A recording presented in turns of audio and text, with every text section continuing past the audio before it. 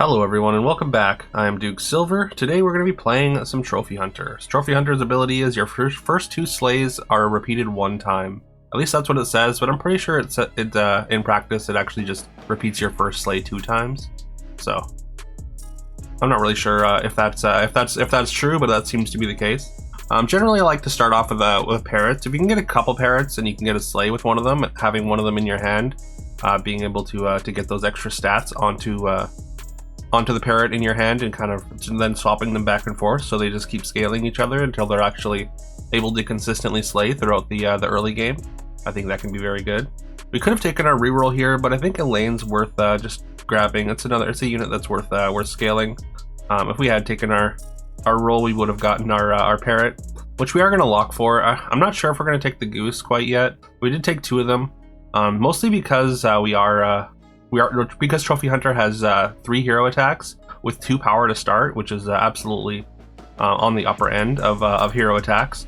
Yeah, Trophy Hunter with just the hero attack, Trophy Hunter is a very good early game hero, anyways. And yeah, so that means that you can take Goose kind of early, and also we can take a Chameleon early because again we're kind of protected by our hero attack from taking too much damage. We did take the farming tools treasure, which is a little bit awkward because we sold the goose for a chameleon that got some food stats, but then we just put it on the bench to get scaled from our parrots anyways. Which, I mean, we got some stats onto it, but it's just a little bit weird of an interaction. And we are going to do it again with the second chameleon. Of course, we want to find another one to try and get this golden. Getting the chameleon stats up and then being able to have it slay into something good ahead of schedule is of course can be very good. It's not quite as good as it was in SPB, of course, because Chameleon, it's harder to slay with Chameleon. Numbers are bigger as well as it's a level 3, but Chameleon can still get it done. Again, we're still looking for that third one. We're gonna take this slay amulet here and just throw it on Elaine. Elaine's got a decent amount of power. The slamulet, if you will. Slay amulet. I guess we're just going to bank an item here.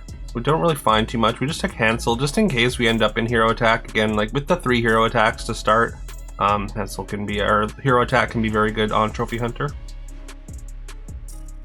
And also, of course, Gretel does have Slay, so that kind of helps with scaling a little bit. It's kind of a minor thing, but because Watson is generally your source for hero attack scaling. We just pick up a chunk of stats in our Husky, and we get a Duelist, of course, just to, summon something in with an extra stat there. We're going to summon in a Chameleon here and hope to get a 5, and we do manage to slay their final character there, and even win the fight. And we get a Hermes, which is fantastic, of course. As Trophy Hunter, it's going to grow pretty quickly. It's already like really, really large, as you can see. And we're going to put the Slamulet on there.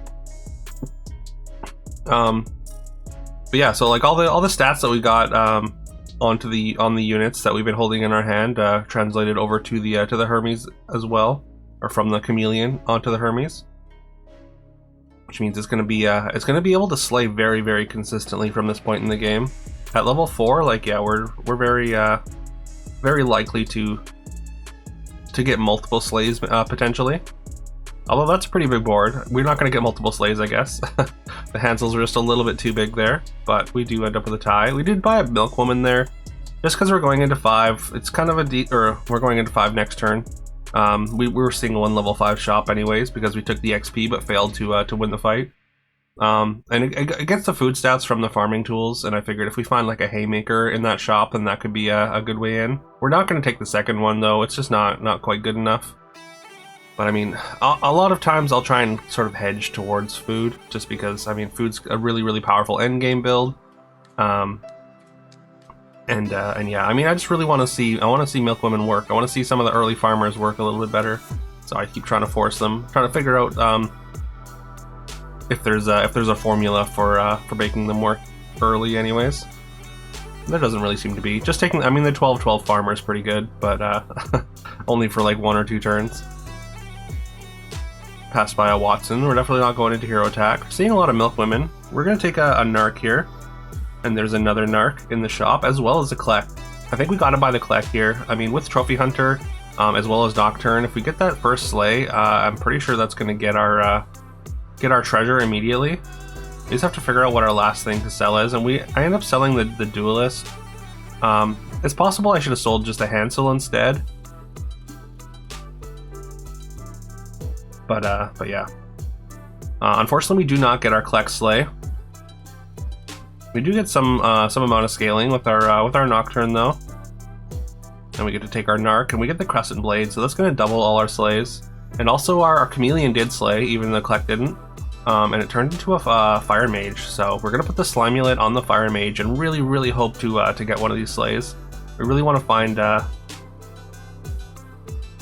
some spells in the coming turns to facilitate those sleighs if we can.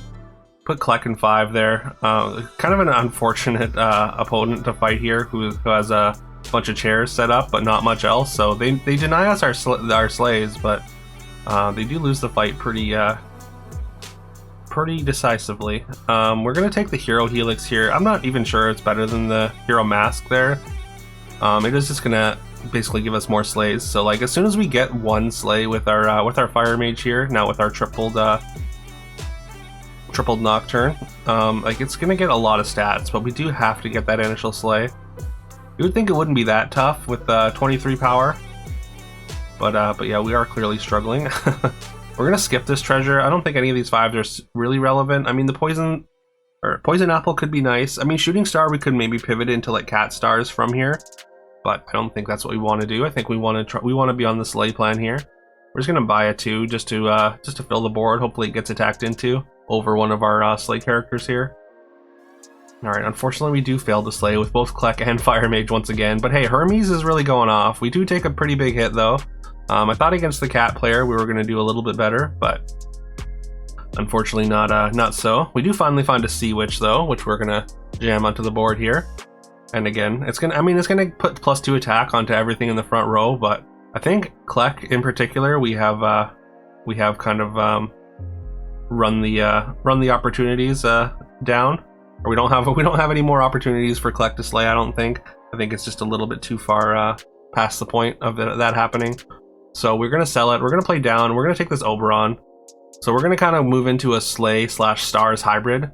I mean, with the upgraded Nocturne and the Hermes basically guaranteed to slay against anything that doesn't have shield. We are going to be guaranteed to generate those stars. And with the Crescent Blade, we're generating 2 stars per slay. So yeah, Oberon is really gonna shine here. I think it's gonna give us a good sort of secondary attack after our initial slay salvo goes. And I think this is like pretty good, just like for stars in general. Like, well, I should say for slay in general, because generally like, your backline with slay is generally really bad. So if your opponents can weather sort of your initial assault from your front row, then they can kind of take out your back row pretty freely. But if you have a bunch of stars that fire off halfway through your back row attacking, or at the beginning of your back row attacking, then that's a great way to sort of mitigate that weakness. And also, I mean, of course, just having slay abilities with these Slamulets can also add up to multiple slay triggers for like a Woman in the Moon. We get to pick up a second Oberon. I did kind of gloss over. We took this legendary Slamulet and put it on Hermes. That's going to give +4/+4 per slay. So that's going to be very good. So we get a really good chunk of stats on this Hermes now. I think its natural slay ability is +4/+2. It gets +2/+4 from the Nocturne, and then the Slamulet gets +4/+4. I think for each of those slays, and as of course we got Crescent Blade doubling those slays, and of course the hero power. So we get a lot of scaling from our initial slay there. We get to triple our Oberon level 6 treasures. Magic Scarf is a pretty easy one. The Battle Song Sword is quite good. We do finally get our slay with a Fire Mage though, and you can see the attack just goes up by quite a bit. So hopefully we can continue getting slays with those. None of these are really that exciting, these treasures. Weird to skip Drumroll because it feels like the most powerful treasure, but we're gonna re-roll the level 6 selection. There's still a few level 6 treasures that we'd be really happy to pick up. And we move the Slamulet over to the Fire Mage, or the legendary Slamulet over to the Fire Mage, and we get the triple slay. And yeah, once this shop screen comes up, you're gonna see just how many stats we gain from that one slay. This is why we stuck with the Fire Mage for so long. The triple slay with the with all those slay abilities and stats just adds up to so many right there. We're gonna skip that level 5 treasure selection for the Sea Witch, and we finally find our Woman in the Moon. And because we have the double auras, of course, Sea Witch and Nocturne are both aura effects. So the double having another Nocturne is gonna just add more slay abilities. And you can see just the 1 or 2 slays here. Our Woman in the Moon is up over 6,000, I think. It's almost 7,000. They do scam our Woman, but unfortunately for them, they can't scam the whole board. And there we go. We take out the final opponent. We could have done a lot more scaling here, but unfortunately the lobby kind of folded under our Slay Stars power here.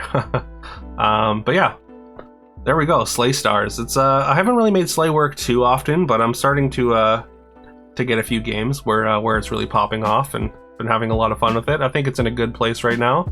I think it's relatively healthy anyways, and pretty counterable. So yeah, I don't know. Let me know what you think in the comments section below. Please leave a like, subscribe if you haven't already. I would very much appreciate that. I hope you have a fantastic rest of your day, and I know there's a new patch out on live right now, but I've got one more game pre-patch that I do want to upload just because it was a fun one. But after that, we'll have new patch content coming very shortly. But yeah, again, I hope you have a great rest of your day. I'll see you tomorrow.